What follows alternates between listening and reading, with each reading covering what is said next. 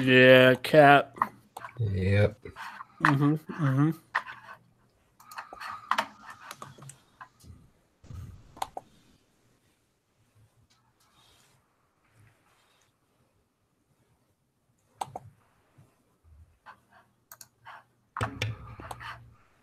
All right, we're live.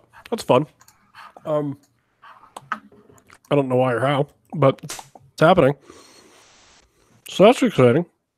There's the chat. Let me see how many people are yelling at us for being late or whatever in the chat. We're not that late yet. Hi, chat. Hi, Steven. Hi, Carson. If we're within like 5 minutes of start time, I think we're good. It's 2 minutes, and it's a free show. Come on. I don't know. We should be late by an hour. No one should care. I got an email from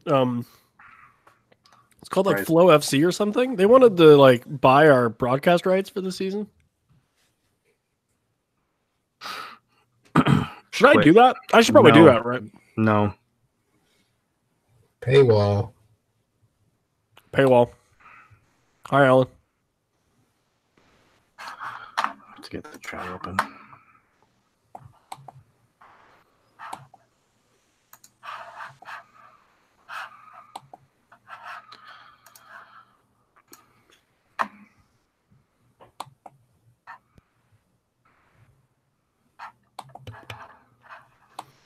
Steven, it messed with all of us. To be fair. You know, like you think you sleep well, and then you're like, oh wait, I lost an hour, so this is fine. This is on brand. Probably depends how late you go to bed. I usually don't go to bed until like 11 or midnight, so it's kind of hard on me. Well, whose fault is that? The internet. There's too much interesting stuff.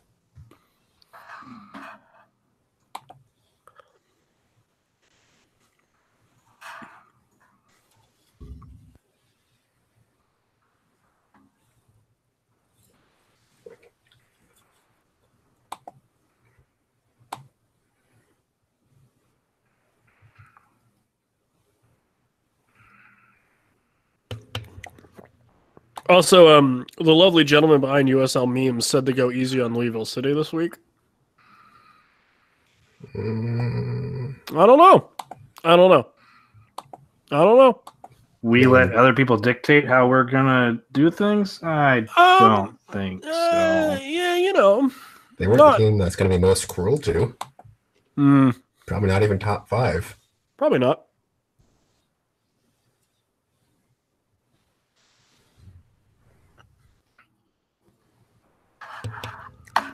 For the record, I'm really glad people can't see me for whatever reason. I do not look attractive and or anything related to that in any point of time, but especially not when I'm eating cheese. Okay, I just wondered if I was going to go like Crusader related to that. I'm like, so you're just about to insult someone here? Yep. Yeah.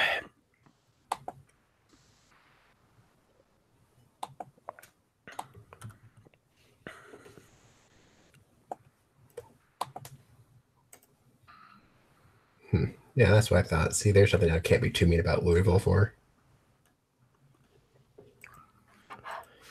I didn't know that number was that good, though. Okay, well, there's a good talking point, I guess.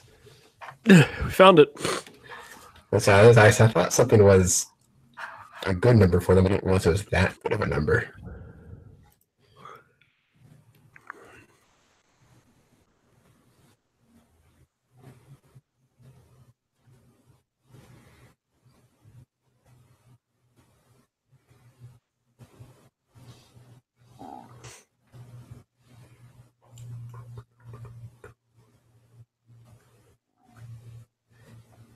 And of course, the games this weekend all start early for me, or for Friday night's games.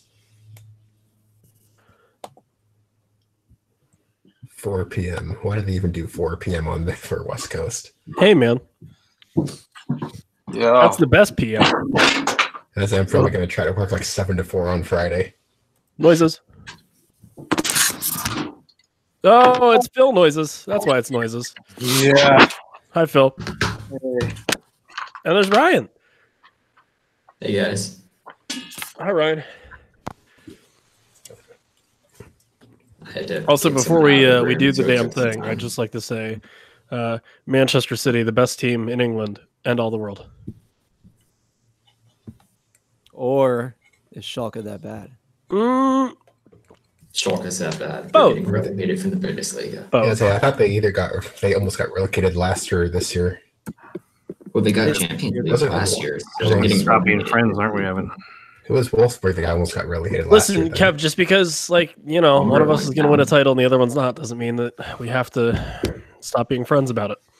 See, the good thing for me is just be fans of teams that will never win a title and never get relegated. Perfect middle of the road setup. Alan, we are the best team that money can buy, but we've also kind of stopped spending as much money. So Evan, Kind I of will had to. say, You could probably spend more money than Chelsea can. do I play for Manchester City now? I mean, this is not breaking news for people, right? That I'm a City fan. I hope it isn't. I don't Yeah, think Evan, so. I yeah. will say, you No, guys I would make a also pretty- certainly hope it's not breaking news that I'm a Liverpool fan. And Well, I mean, I still love you, Evan. thanks, Kev. I will say you Good guys made a army. really good Amazon series. I mean, you know, Evan, at the very least, neither one of us are a Spurs fan, right? Oh, I know. Aren't they the For you worst? guys. It's for you guys. They like to stay in college for their master's degrees and or move from New York City to St. Louis and just become insufferable.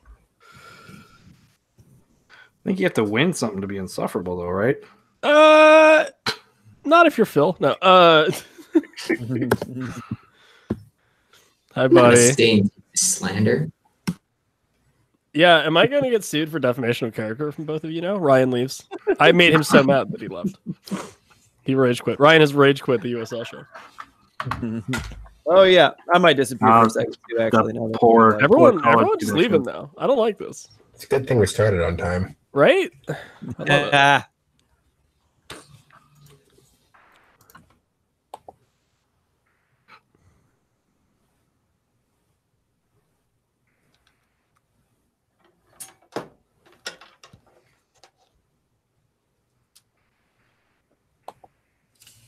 is it going to do the thing where I've got two of me? No, it's not. Yay. Right now, joined this video call and was briefly seen. I don't know why. Camera doesn't work. All right. Did anyone tweet this out? Connected or Did anyone tweet this out? I didn't. I didn't tweet it out. I can. Tweet it out one time, and then I'm joking. I'm on it right now, and then we could go. Cool, Sorry cool, for the cool. delay. That's all me. Evan, do you have your camera connected or Like I don't know, man. Let me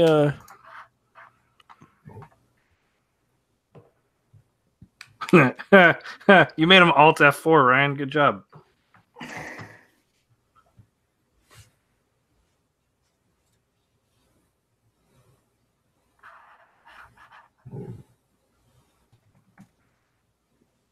Did I get anyone in trouble for hitting stream without warning you?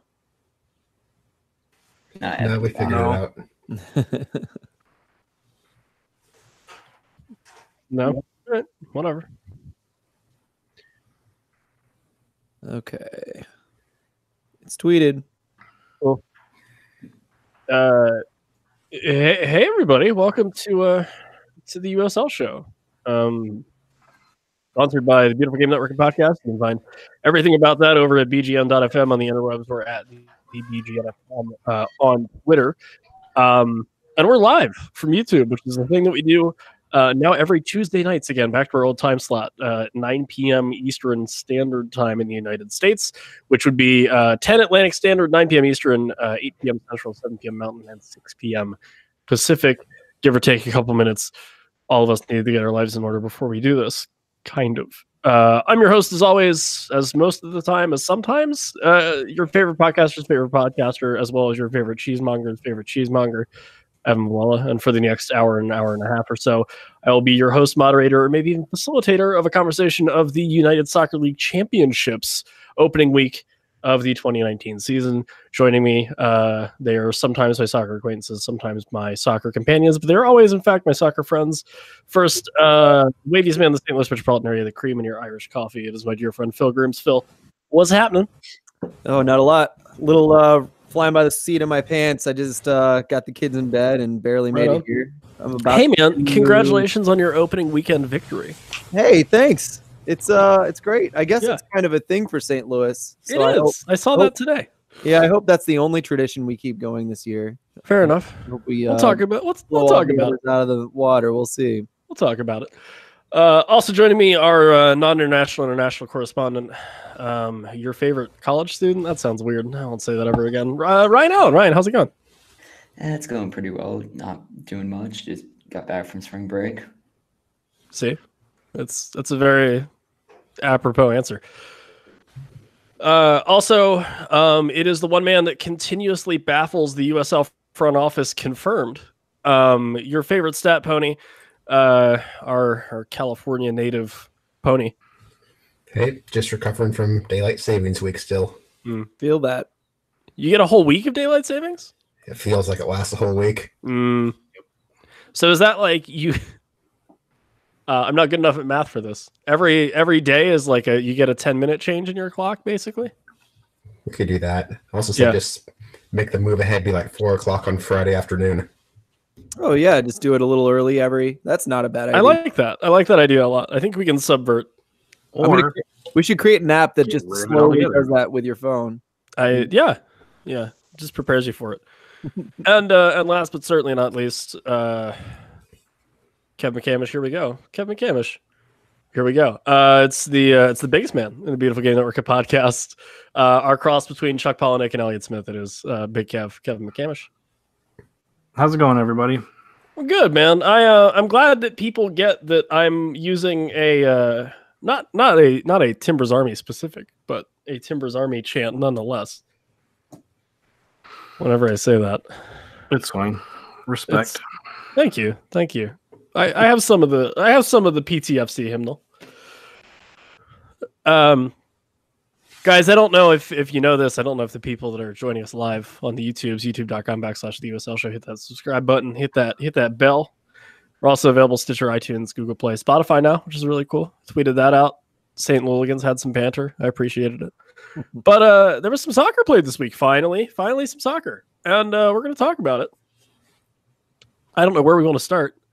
Do we want to do? I don't know. In order that they happened, is that a thing? I'm cool with that. I don't have that in front of me, so that's going to be a little difficult. But if someone wants to tell me, do you want to just run down the scores? Well, no. Let's start on Friday and then just kind of move from there. And if people have thoughts, then we can do that. Sounds good. Oh, we're gonna do every game? Is that what you're saying? Well, I mean, we have, or do we want to just start with one person and talk about the games they want to talk about and then move on? No, I think you're right. I think we gotta Phil. We gotta at least mention all the games that happen, even if we're not going to go in depth on all of them. There's so many of them. I know, but that's not our. Well, I mean, week. it's our problem, but that's not a bad problem to have. And just because you didn't mention, hey, Jake, this is enough content for us at the beginning of last year, doesn't mean that you have to saddle us with your burden of not wanting to do it now. Listen, man, you called me 2 weeks ago and we're like, oh no, we're doing the USL show, not Eastern Conference Confidential. And I said, I quit. And I'll just stay. And I said, okay. That's a deep cut, everybody. Pulling out the skeletons, man. In case you didn't know. Now you know. Ryan, we Ryan, had 17 games in the first week. Yeah. It's a lot. Yeah. I still think it's weird that there's teams that get a bye the first week. I do too. I think that's sad. I feel bad for them. Charlotte's one of them. And Charlotte. Pittsburgh and Charlotte. Why did they just play each other? Why right? Not? Pittsburgh was busy losing to TFC too. Spoiler alert. Ouch. Well, you think Toronto FC 2 put up a banner for that one? Do you think Ajax put up a banner for theirs? I mean, I know the Indianapolis Colts put up some funny banners. I don't know. Do you think TFC's 2's coach said, USL, why didn't you put this on your website? Probably. Maybe. The championship is kind of fun, Alan. It is. It is kind of fun. We vaguely enjoy it. Anyway. Oh, it's good to be back, boys. It's good to be back. Tuesday nights, the best nights. feels good. Tuesday. Yeah, we're selling cars and doing podcasts about soccer and cars. Well, we should jump in. We might as well start with the first game. Tacoma Defiance, Rio Grande Valley Toros FC. It's a long name. Before we go in, I at least want to say the USL did put that result up on their website. Okay. It is there. Yeah, the TFC2 result is indeed there. I'm impressed. Friday, March 8th, Tacoma 1, RGVFC 0. The Next Defiance game. pick up 3 points, baby. Get that. Defying expectations. Hey, they get that rebrand momentum. Take home those 3 points. Yeah, the Defiance has 1 million kids, and that's what I was watching for. And they weren't like necessarily super incredible looking. I would say RGV kind of had their stuff together more than the Defiance, but the Defiance kind of had a scrappy goal, and they won, and that happens. Did you guys kind of feel the same way about that, Ryan? I know you watched it. Yeah, I watched it just as a tradition. I always watch the first USL match of the year. And like Tony was saying on Twitter, this will probably be the most we'll ever care about Tacoma and RGV this season. In fact, these two sides played each other played on the first day of last season. And I'm thinking it should be a new USL tradition that these two teams should play on the first day, a la the Cowboys on Thanksgiving. But yeah, I thought this was a good game. And for Tacoma, they really held their own with RGV getting 17 shots on total, but they only had 2 on target, so it was inefficient from them, or just they played stellar defense from Tacoma. I mean, RGV had 14 of their shots inside the box, and definitely it was just a cold and rainy night, so I can understand it being difficult to do much of anything with this game. Mm-hmm. Yeah, I mean RGV, true to their club's form, they were just looking to counterattack. It's what they do every year, pretty much. It seems like, and the kids are sitting there trying to play possession soccer, and sometimes they paid for it, not doing too well playing out of the back, but sometimes they looked good and had some decent chances. I feel like their midfield's pretty strong, and the attackers just they weren't quite as good as far as attackers versus defense. I mean, for sure, this isn't anything to take away from RGV because they still had 17 shots on there. It's just, it seemed inefficient that they could only get 2 shots on target the entire night. And just Tacoma was able to play up. And it seemed like they were ready for the season beginning, or maybe just more used to the climate because it was raining and 36 for the start of the season. Mm-hmm. Yeah, the big name on this one, just before we move on, is Danny Leyva. Did a really good job against Portland. He played 90 minutes with the senior team, with the Sounders, and he's 15 because there was an injury, and they threw him in, and he seemed to have done pretty well. And I thought he looked fine in this game. So just watch 15-year-old Danny Leyva playing with a bunch of older people, doing fine. Quit making me feel old. He's an American. Yay, Ryan you feels. saying that. I'm glad that Ryan finally feels old now that kids are playing. Ding. That means I win. That means my point is correct. New York 3, Swope Park Rangers 1, Saturday, March 9, in a rematch of the the 2016 USL Cup final? Correct. Brilliant. Tom Barlow gets a brace. Marcus Epps scores 1 in the middle there for New York Red Bull 2. Felipe Hernandez in the 44th minute for Swope Park. If this is how things are going to go for Swope Park in the Eastern Conference this year, they're in for a long year. It was bad. It was not great. It showed. I think Swope Park has less and less veterans in the last couple of years. Yes. Haji Berry's gone. I forgot what country he went to. I feel like it's somewhere in Scandinavia. But yeah, they didn't look too good, and they were pressed high, and they had a lot of trouble playing out of the back. So like Swope Park doing badly out of the back versus the New York Red Bulls. Any Red Bulls team is not a good combination, and it showed. Quick Google says Haji Berry went to Israel. Oh, Yeah. close to Scandinavia. I miss him. I was hoping he would go somewhere interesting this year. Yeah. Is Israel not interesting? But Yeah, I don't Phil, watch what do you- it much. I don't watch it as much as the USL. I wanted him somewhere in the USL.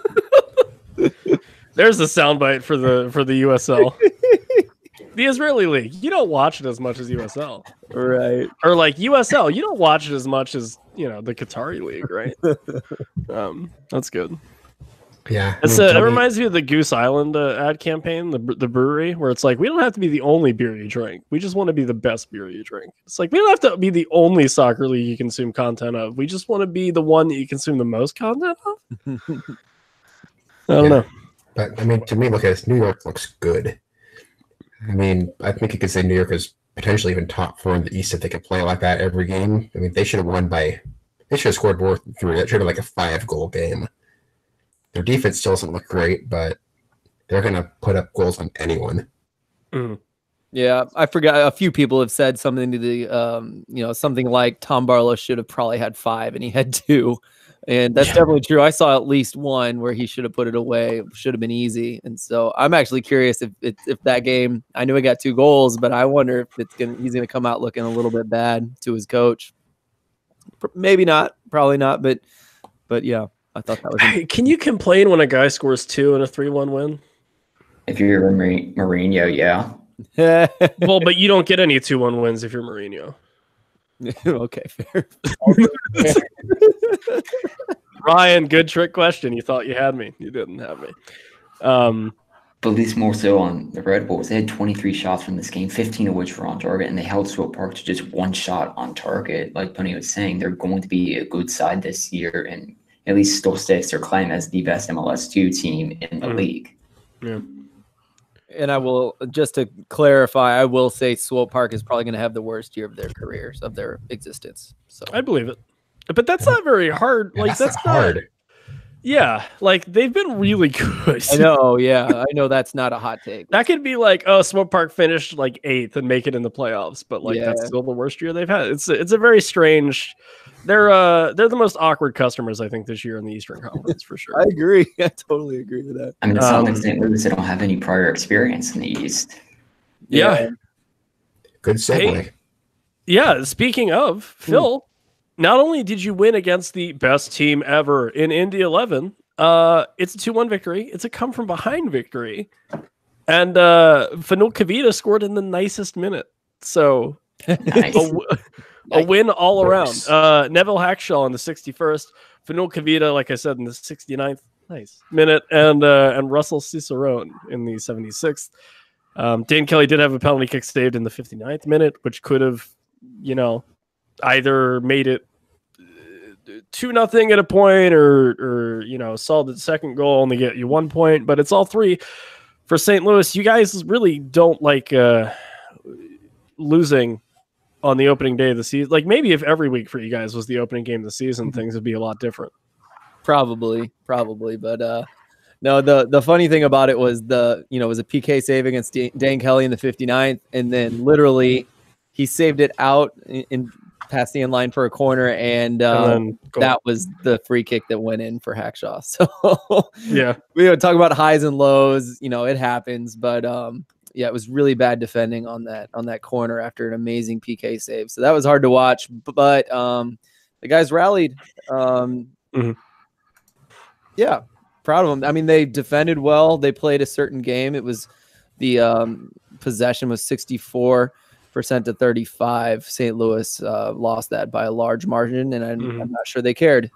So a win helps that, Yeah, and I mean, we did take the lead, in the 76th, and I think a lot of it ended up, getting worse at that point as far as possession. So, but yeah, I mean, they're a hardy team. They're gonna, as long as they can get goals this year, they're gonna be a really tough team. That's gonna be the thing. If they can fix that one thing, they're gonna be really, really good. Yeah, I thought both teams at times looked a little bit clunky on the defensive end.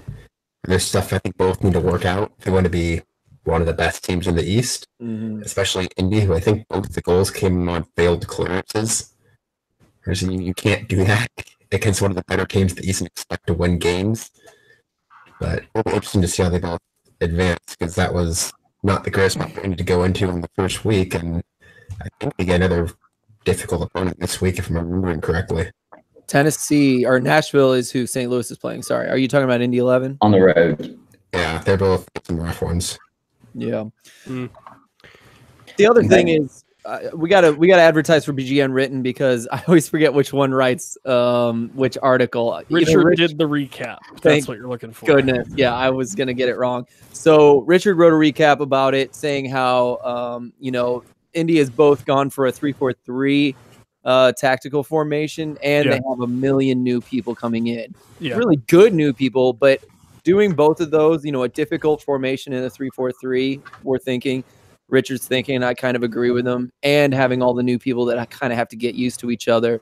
They're going to be rough for a while, and he thinks there's a ticking clock on how long they can experiment around before they just solidify things. And I kind of agree with him. I thought he had some good points. So read that article if you haven't already. Do it. Indy's also missing their Ayose, their defender, who was all second league last year. So if he comes back, help him out a bit. Yeah, that's great. That was actually St. Louis's first win on opening day. They've posted a 1-win, 2-draw, 2-loss record in opening game matches. And I just posted a trivia question into our YouTube chat if you want to guess which two teams beat St. Louis on opening day. No. The problem is that's like the entire league. You can't just guess East or West teams. I said it's one East and one West team. That still narrows it down to every team. They're both still playing in the league. I think you should just tell us, Ryan, because I'm interested. Louisville City and Real Monarchs. It was in 2015 with Louisville. In 2016 was the Monarchs. Good company there. Yep, indeed. Speaking of Louisville, these are some really good. Ryan, you should do segues more often. Speaking of Louisville, more like Oofville City. Am I? Well done. Thank you. I will take my 2 stars above my name. They lose 4-1 to North Carolina FC, which is a weird one. Mario Slomas in the 34th, Tommy McCabe in the 50th, Ulrich Uwolo in the 53rd, Robert Christo in the 83rd. Louisville get the compilation, or the not the compilation goal. That'd be good. Constellation. Thank you. Sonny Jane in the 90th minute. This was rough. It was certainly not what any of us expected.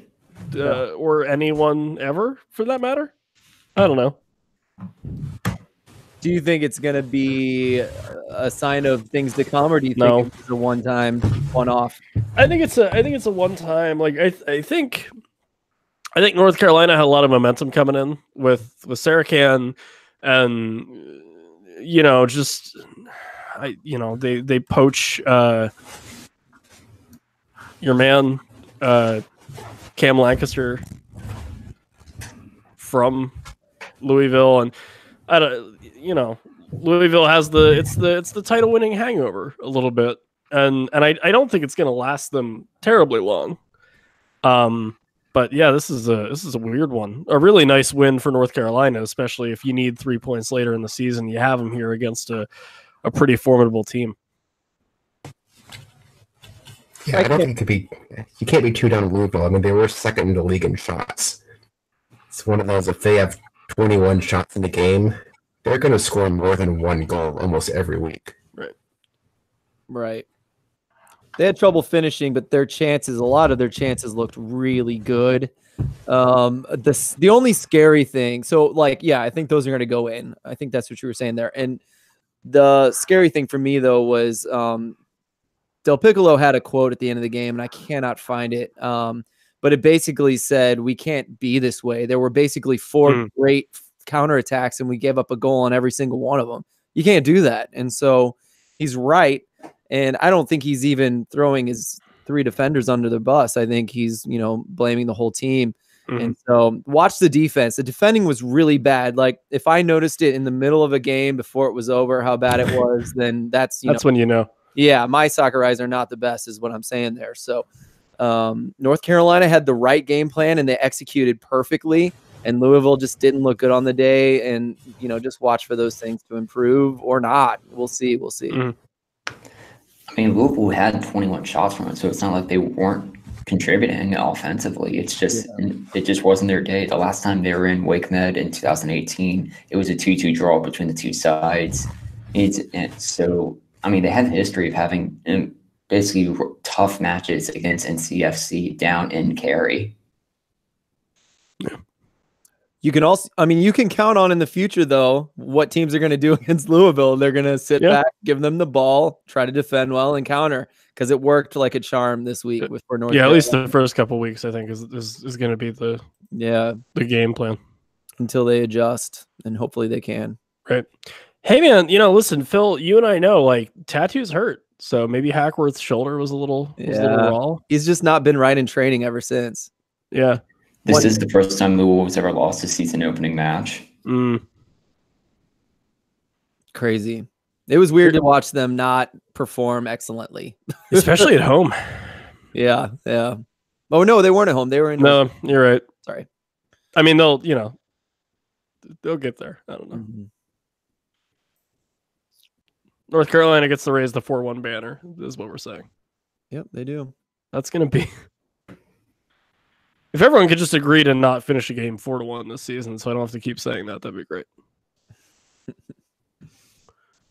Next match, guys. No segue. Ryan, segue me. We still have another 4-1 match this week anyway, but this match had 4 goals between the two, of Reno 2, Orange County 2, and I know Pony has a lot to say on this topic. First of all, well done, Ryan. That was good, man. Shut up. Pony was not there to help you. Pony really did not back you up. That would have been... Oh, yeah, he muted himself. He took a second at the wrong time. Oof City again.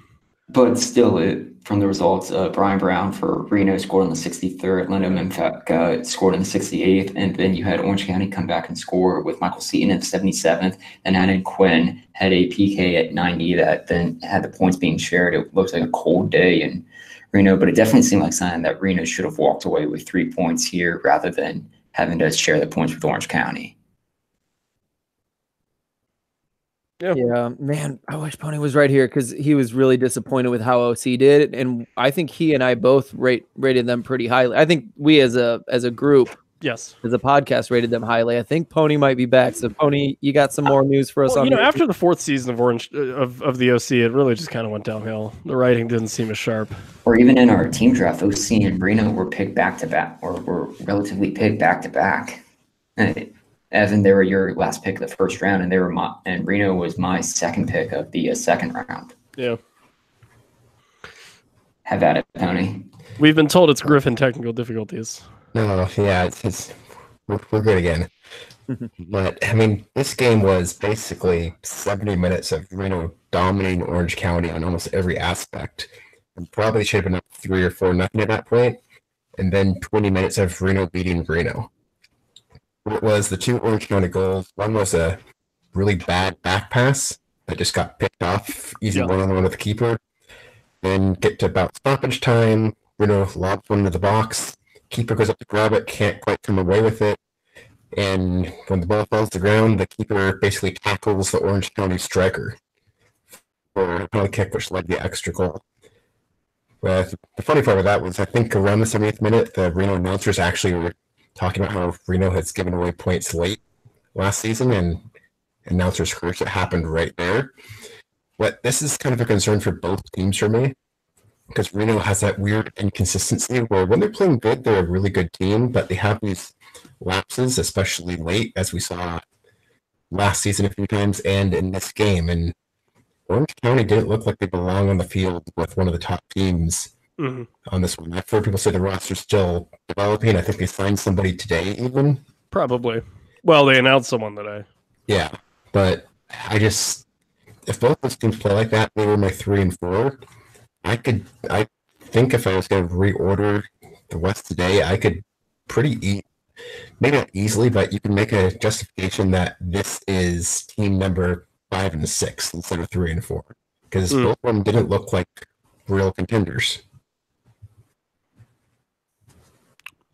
All good points. I agree with you. Hey, would you guys say that they might end up being team 9-0-1 now. in the West? Because Memphis lost to Tampa Bay, and that was a game that happened. I have thoughts. I will bestow them upon you. So yeah, you could have watched this game for 10 minutes and basically got the whole thing. Foul in the box by Anderson early. Tejada makes the penalty in the 4th minute. Guenzati really should have scored in the 30th minute. Caldwell came up big for Memphis this whole game, pretty much. And this was a really good example of that. Cross comes in wide. It pretty much misses a defender or two, falls to Guenzati, who's 1-on-none with the keeper, and Caldwell is able to kind of sprawl out and make the save. 2 minutes later, Collier from Memphis almost finds the top 90 on the left side, but he kind of goes wide with it on a curler. 55th minute, Caldwell bails out the defense again. Zach Steinberger with a nice little heel flick off of a Caleb Richards cross. Tampa was having a good bit of success. It looked like getting balls out wide and then feeding them back in to the middle. Phil, you boy Wes Sharpie. I'm a fan. With 2 pretty good chances. I think he's the best player on that team, and he's not by far. He's not the best known. Yeah. We played him in preseason, and I thought he was one of the better players on the field. 66th minute, 20 yards out. McCarthy saves it, and then 72nd was probably his better choice or better chance of the two, rather. Pretty clean header, just pushes it wide to the far post. I don't know how I feel about him being their best attacking player, but he was. Yeah. So, Memphis with a lot of possession, shots advantage, but they only had 1 shot on goal, and you got to do something with those looks. So the Rowdies, good 3 points, especially being a road win, which is something that they need to be taken seriously as a contender this year in the East. So here's hoping, I guess. I noticed Openo didn't come on till the end. I was slightly surprised at that. But what does Tampa look like in general to you?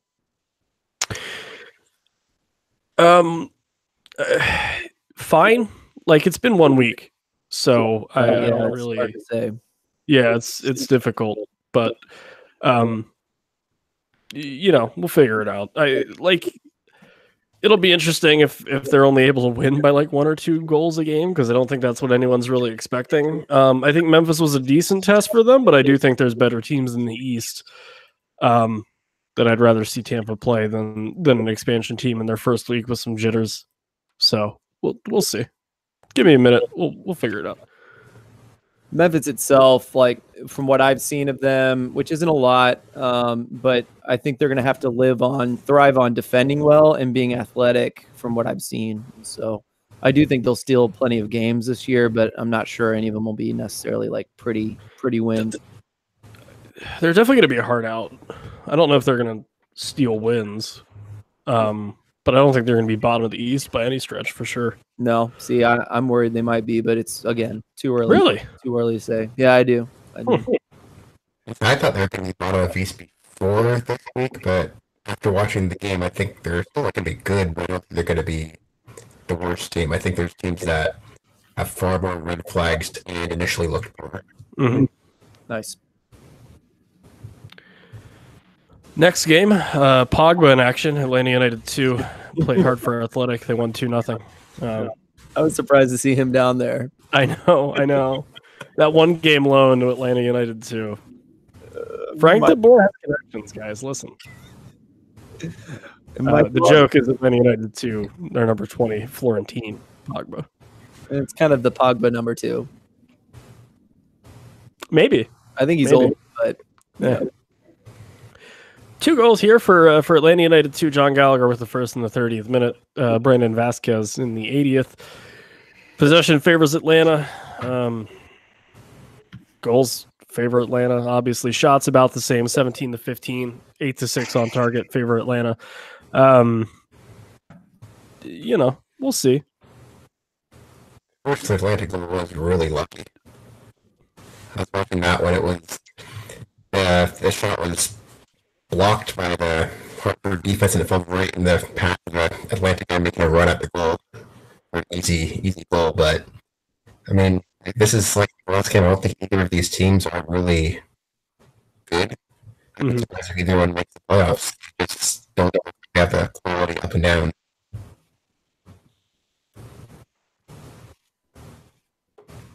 Yeah. Moving on. Charleston Battery won. Ottawa Fury won. In a game attended by, matter of fact, my parents, who were on vacation in Charleston, South Carolina this weekend, and randomly went to this game. That's incredible. That makes me It's a really good city. It's a great city. It looked really cute. No, but they went there. Really pretty stadium. They said the fans go crazy when their team scores and like doesn't shut up about it, which was a positive, by the way. Oliveira in the 5th minute. Carl Hayworth does all the work. Little layoff ball to Oliveira, who does not have to do a whole lot, but he does enough. And then an interesting one. 19th minute. Higashi with a really nice chance. Monsalve is able to save, but spills it, and Pigot follow up. Bangs it in. There is some deliberation, and he is called offside. There is no great angle on this one because press box camera, but it looked like he was a step, a fraction off. It's all right. Battery tie. It's Fantessen, 65th minute, taps in a nice rebound after Anunga finds Higashi. Higashi probably unlucky maybe to not score 2 here, but at the same time, you really can't hit those chances just really hard. You got to pick your spots, and I don't think he did that necessarily here against the Fury. And Ottawa kind of steals one away against Charleston. I don't think anyone really expected this result out of this match, but if Charleston want to make MUSC a fortress like they have in years past, they got to clean up those chances and put some goals in. So I talked to some friends about Ottawa, and they said they were more possession-oriented. I didn't have time to catch that game, even though I need to be watching them since I'm so high on them. But did you find that to be true? They had 53% possession for this game, but were outshot 11-6. Yeah, that's actually exactly what I was worried about. I was a little worried that they would be too possession-oriented and not enough attack per se, because they, that's what Swope would look like under the same coach sometimes. But that's something that can improve over time. Yeah, and it's weird doing shows like this one weekend because it's like, that caveat's going to apply to everybody. Right? I know. I keep wanting to read into everything, and it's just you can't do that yet. Maybe not.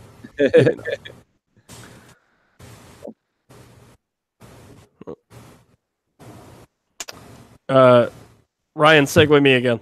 I enjoy these.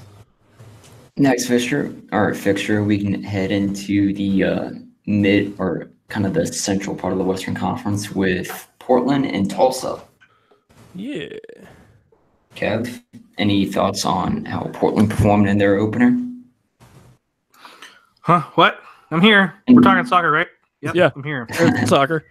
No, I didn't watch it. What was the score? Well, 1-1. 1-1 between them and Tulsa.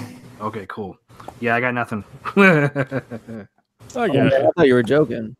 No, I actually didn't watch it. And I don't get the communication emails, so I actually didn't know what the score was. Okay, speaking of teams who probably didn't watch, the fans of Loudoun probably did not see their team lose to Nashville 2-0 at the first opening match of the season. Killing it. Hey, guys, Nashville's good at soccer again. Except for that one moment that Jason tweeted out. See, I was going to make the exact opposite. I did not like Nashville in this game. Because, I mean, hey, man, they won. Yeah, but you're playing what's kind of the consensus worst team in the league. And I am really scared they have that problem last year. They can't finish. And when they had the 5th most shots in the league, you can't only score 2 against what's probably a bad team. And Luton actually had a couple of decent enough chances where that was the problem with Nashville last year. They could not finish, and it looks like the same Nashville this year so far. I mean, if they were playing a strong team, they might have been in some trouble. Maybe it's first week jitters, maybe it was bad luck, but they could be in for a rough season if this is their typical performance. Well, rough meaning for them probably like 30, but the talent's there. It's just not as good as I hoped. I didn't see a team that I think is, yes, they're the best team in the league on the first week. When they're playing a team who they want to demonstrate the power, probably should have beat like 5-0. Yeah. You're not wrong, but there is something to winning, or getting up to 2-0 and then sitting back because you're good enough. I mean, St. Louis does it all the time, but I do think you have a good point there. They definitely should have crushed them more than they did. We'll see how it plays out again. Yeah, I've been covering / a fan of a team that was a 2-team for an MLS side in their first year. And it can be interesting. I think some of what James Chambers and a couple other guys on that 2016 Steel team said, where it's like the position or the role that they said I was going to have and the role that I ended up having were different, and that was kind of off-putting. Like, that might very well be the case for Loudoun United. I think Loudoun's goal this year is just going to be to have everyone spell their name right. That's a big hurdle to get over. From DC2. That second U at the end there really kills everybody. You know what? I'm just going to say it. My goal for Loudoun is for them to be in League One next year. Get out of here. I'm always the one saying this. Still, it's one game, man. Gosh, just it's one game in the championship. Listen, they're going to play Hartford or something and win, and then you're going to feel bad. I won't feel bad. You'll feel terrible. Hartford's trying. Okay, I'll feel bad for Hartford if they lose to Loudoun. All right, that's not exactly what I meant. Why are you having so many mentioning the title of a movie? They may end up in Carolina soon. What's that? Say that again, Ryan. I missed that. I'm sorry. Hartford's having stadium problems with Dillon Stadium being delayed. They may end up in Carolina soon. Oh yeah, that was good. That was good. Yeah. Yeah, everyone, that was a Carolina Hurricanes joke. But at least tossing it into the next match, definitely probably one of the more intriguing ones, the ones with the most goals of the week. In San Antonio 3, Phoenix Rising 3. It was. Solomon Asante is my favorite actor.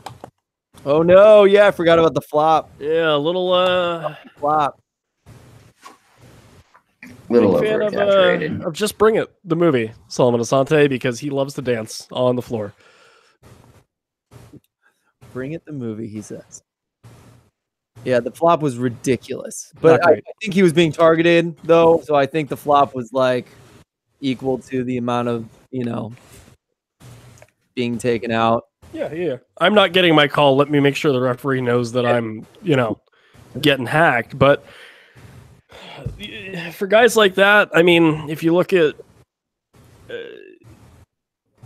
there's leagues all over the world where guys get hacked like that and don't get calls. Like Harry Kane's one, and any of those like kind of bigger, guys that can hold. I think the more you're able to hold off defenders and hold up play, the less likely you are to get those calls because the ref is just used to you being a physical forward, if that makes sense.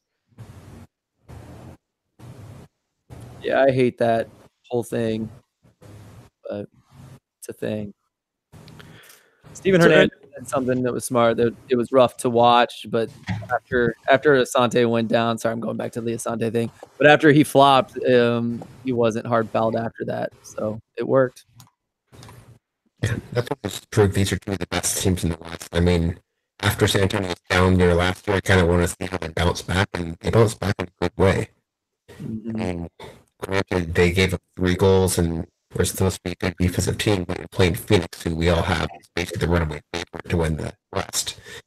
I mean, Yeah, but like San Antonio was kind of outplaying them. They looked good. They looked like world beaters. I mean, not world beaters, but USL, league beaters.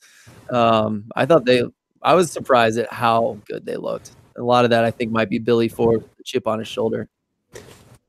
yeah, I know I mentioned, Orange County probably could drop out of 3-4. This is one of the teams I think can move up there pretty easily at this point. They had a good first week, and I wouldn't be surprised if I think I had them 7th before the season started in the West. I think they could easily steal maybe the 4th seed if they play this good every week. Yeah, they can move to like 4th if they play this good every week. I agree. I think they look that good, and because that's saying a lot. So. Yeah, it'll be fun to watch these two teams moving forward, just see if the defense is shaky or if the offense is that good. Yeah, agree. Next match of the week. Ryan, do the thing. Continuing to the Western Conference, we have one of the more intriguing expansion sides of New Mexico United 1, Fresno 1. It was with a packed house at Isotopes Park of basically 12,000. And I thought it was like a fantastic crowd to see, like everyone with the yellow flags waving. I think it looked like a decent atmosphere. I think my only marks against it would be I wish the camera angle was different and that they added more crowd noise. But I guess one of the other minor highlights of the game was David Carl at halftime. Did you guys see that interview that I sent you guys in the group chat? Yes. Oh, I missed it. What happened? Tell me more. So apparently they were going to interview the leader of the Curse there, and they actually got the wrong guy. Oh no. It's do you want me to go get the actual guy? And they actually it was 10 seconds on air. It's they were just waiting to get the other guy.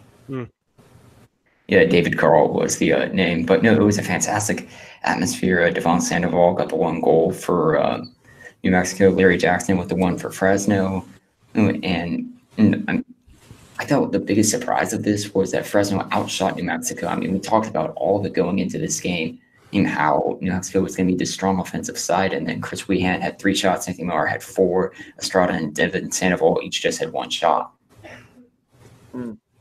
Yo, I'm not saying that I called Devin Sandoval being a big deal last week, but go back and listen to the show. Throwing it out there. Yeah, New Mexico is one of the teams to me that I'm a little bit scared after their first week. I think this was, their home opener against a team who didn't do all that great last year. This seemed like a game they should show up and prove they're going to be a top team in the West. Maybe Fresno's better than I thought, but I kind of get flashbacks to me saying Fresno's going to be good last year as an expansion team, and then they were. I'm a little nervous New Mexico might be following the same thing. Where on paper, yeah, it's good, but when they actually get under the spotlight, something just doesn't quite click where they're still decent, but not the world burners that a lot of us thought they were going to be. Well, the big story is that they had 12,896 attending. Yeah. That's awesome. That's incredible. So they're going to have a fun environment. I hope it keeps coming. Second week is actually the I'll mention them I think twice on the show, but the Birmingham backline guys didn't know that they had a sellout on their hands until they got to the stadium, and their ticket office said that they had a sellout. And I guess at first they went, okay, which you sold out the section with the good beer, and they went, no, we sold out the whole thing. And then I guess one of the owners went, the second week is always harder than the first, so we'll see. But I thought that was a bit of a funny caveat from those gents. Other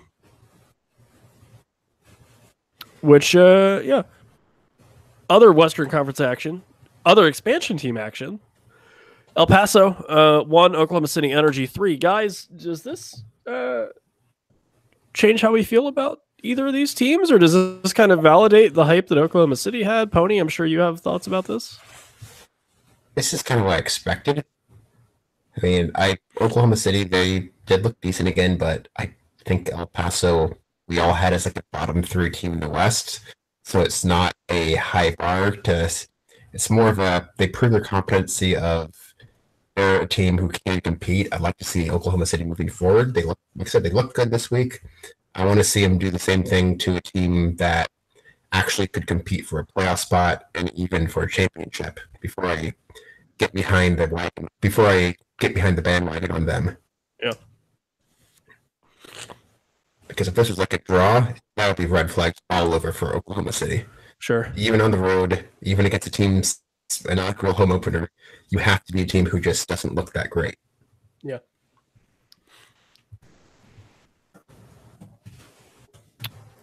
I had it, lost it. Oh yeah, They're this is a fun 4-1. one. They're 4-1. Colorado Springs with a big win over LA Galaxy 2 or Los Dos. It's the Mike Seth and Shane Malcolm show. This is the team I'm getting my bandwagon hooked up to is Colorado Springs. All right, if Seth and Malcolm can find each other like this, then I don't see why not. 10th minute, Mike Seth off a corner kind of heads the ball back across the grain towards the far post. From the camera angle, it looked like his effort was going to go in. But as I referred to it, Shane Malcolm scores from podcast host range of about 1.5 feet. Especially with the head. That's podcast host range. 47th minute, Seth to Malcolm, and Malcolm, I think the stats and the play-by-play, if you scroll down on the match page on the website, say that this was a shot and a save and then like a rebound, but I think Malcolm might have just touched it and pushed it behind or beyond the keeper, and taps in from there. And the third goal really put it away. 57th minute. Former Nashville FC or SC fullback Isla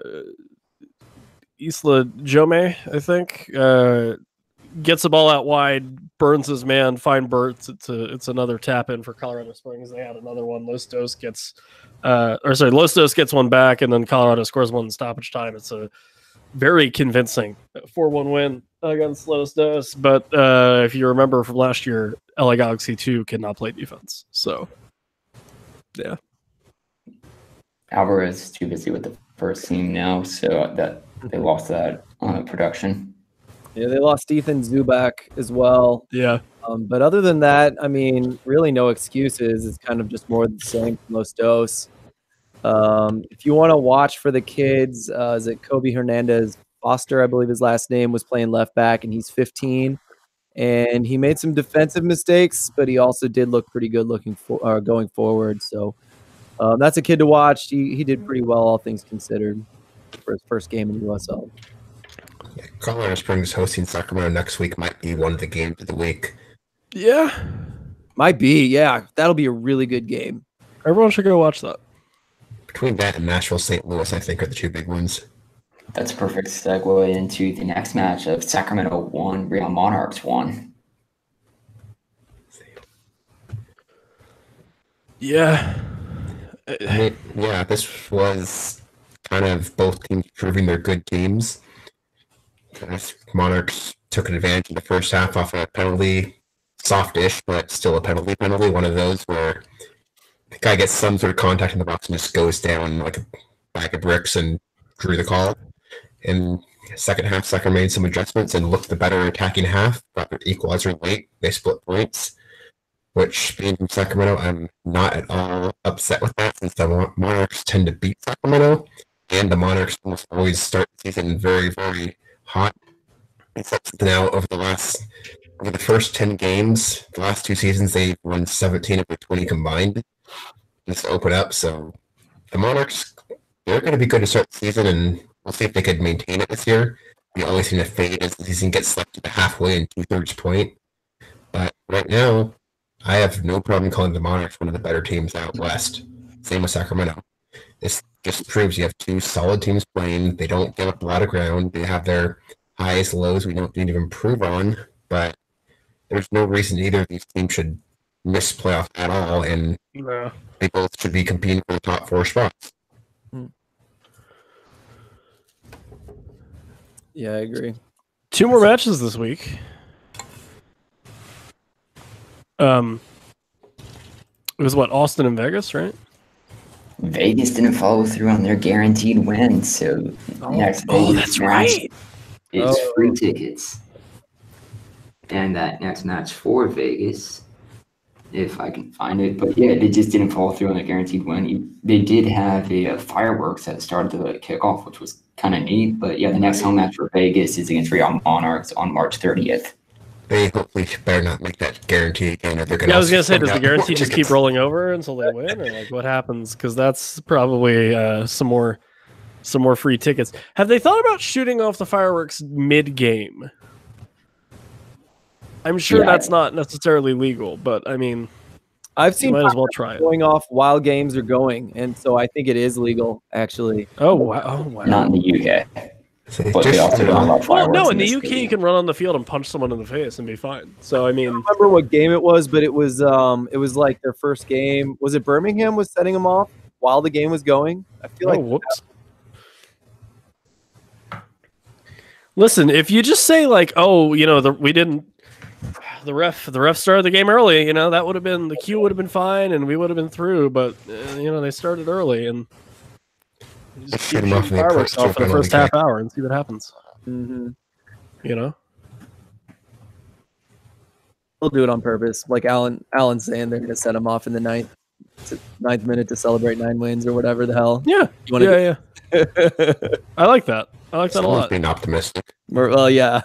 I mean, well, and that's the only thing I was gonna say is that I thought Vegas was gonna be pretty solid, and unless Austin is really good or decently good at defending, then I'm not sure I was right in saying that. Yeah, I agree. I'm a little bit concerned about that Vegas result. I thought they're going to be better. Yeah. Oh well. They still got that Toronto win. They always have Toronto. Oh, Still have Yeah, Ronaldo as their head coach. Counts for right. Counts for everything. His hand on the shield now. yeah. Still have Ronaldo as their head coach, but if they need Sure, to he's not score been soon, fired yet. they need to score soon. It's still the first game, but they'll need to score soon to keep them happy. Let's move on to that last one. Evan Yeah, man. Steel win 2-0 against Birmingham in their first game ever. Yeah. And our dear friend Ben Wright with a gift that got some traction, and then I saw it, you know, in 800 other places this last 2 days, which has been kind of crazy. So hot. It was on the Art Soccer subreddit, which is amazing for exposure for the league. Yeah. Shame it had to have been an MLS2 side, right, guys? I'm No, not at all surprised. Prisbalco gets the first goal. He, you know, it's corner comes in from Matt Real, goes all the way through, finds the other side. I think Diaz whips in a second ball. Prisbalco heads it. It's a good save by the Birmingham keeper. And then the second attempt is tucked in by Casper, the friendly striker. Yes, I've been sitting on that for 5 months now. Thanks, everybody. I'm glad we all know my sense of humor. I appreciate it. And then, you know, second goal is a nice little find. Matt Real to Zach Zandy, and you can see why the Union really wanted to pull that kid out of college. He hits a nice little curler from 20 yards. He makes the team of the week for USL, which is exciting. And then in the 75th minute, I think it was, Anthony Fontana and James Chambers with a incredibly pretty passage of play, and then Diaz kind of flicks it down the Fontana in stride, and it was good. Birmingham backline guys said that, you know, Birmingham seemed to be the better team for the first half, and I'll agree with that for the most part, so no complaints there. Interestingly enough, they mentioned the lack of touches that Chandler Hoffman got, and I agree with that as well. I think he's going to be a big part of that Birmingham offense, obviously. I mean, that's like the marquee guy that they signed. And him not getting involved like it is with, you know, a lot of teams that have one big name offensively that's supposed to carry a lot of the weight doesn't end very well. But shout out to Benefimo. I thought he played a really good game. I think Matt Real did well from down from the first team. I think Anthony Fontana played a great game. And all those new kids in the youth internationals and stuff were impressive. And a welcome surprise of a 2-0 win from Bethlehem Steel.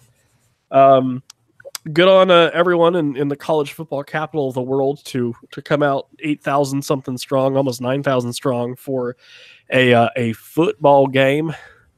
And Birmingham is the college football capital of the world. Yeah. Football. Well, the college, sorry, not the Alabama plays in- college soccer capital of the world, the college football. Because, like, Alabama. I mean, the state, yeah, but Alabama plays in Tuscaloosa and haven't Okay. played in Birmingham for Okay. Yep. You go to school in since their South last Carolina. Yeah. Iron Bowl. I got, okay. Nice to get dunked on by people that live in the South every once in a while, you know? It's just good. It feels good.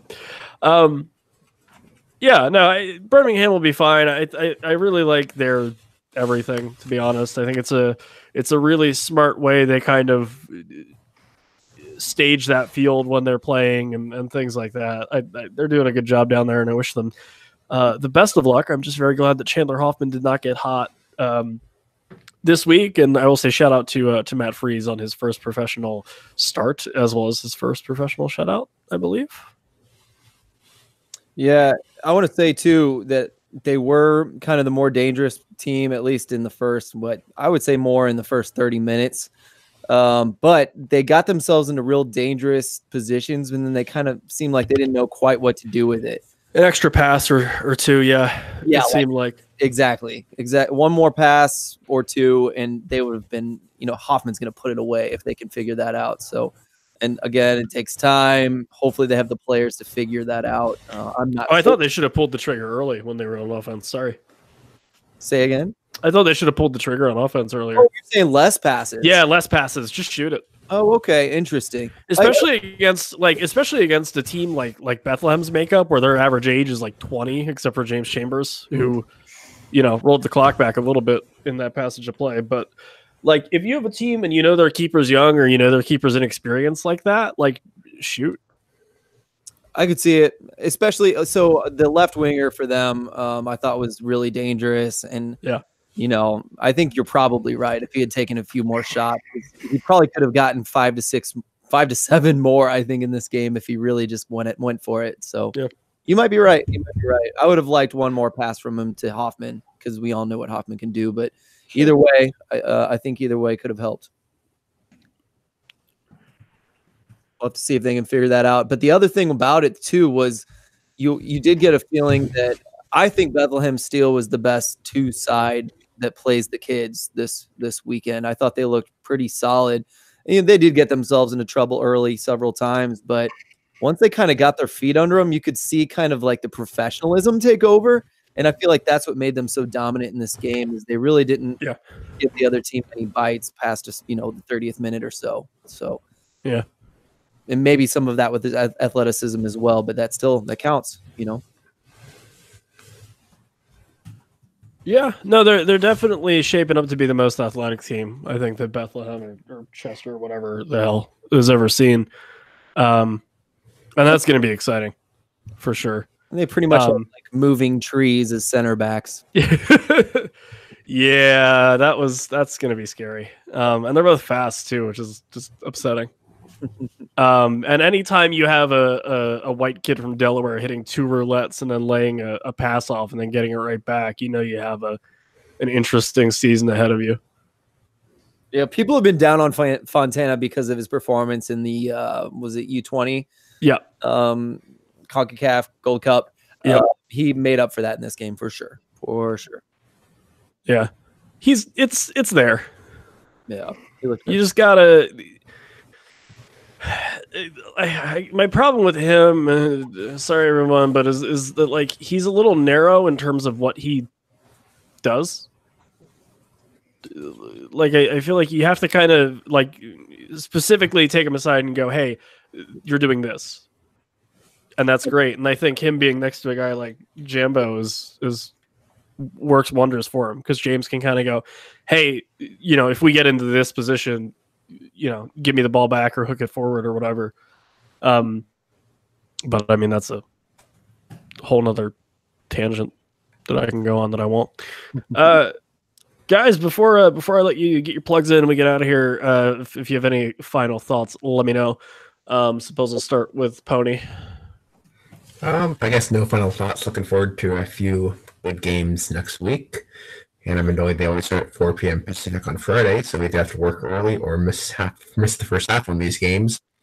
But you could always find me on Twitter at the new handle because I finally decided to actually do it. It's at USL_Pony. Thank you for picking one of the weeks I finally get asked by someone in the front office about your bloody former name. It's a very simple story. It's like a portmanteau between two puns. Yeah. There you go. Phil. Pilgrims on Twitter, 2 L's, 2 O's. STL Soccer Report is going to have a show this week, believe it or not. It'll be a crossover with the Speedway Soccer Boys with Slate, so that should be fun. Oh, I love them. I know them. They're good people. Mm-hmm. Evil Empire. Yeah. Ryan, your information, por favor. You can follow me on Twitter at ILM_Ryan, just mainly tweeting about soccer. Right on. Hey, if you want to follow the show, you can do that at the USL Show, surprisingly enough, on the Twitter. Also, the USLshow.com if you want to check out our website. On there, link to our Patreon. Also find a blue and orange box and or a gray and gray box. If you're colorblind for Soccer Loco, go check those guys out. Pick up your, Sergio Aguero kit after that mad Panenka that he scored in a penalty in a Champions League quarterfinal, second leg. That was some good stuff. On the 16th. It was really good. It was really good. What is pressure? I don't know. It's because he met Drake, really, guys. That's all that matters.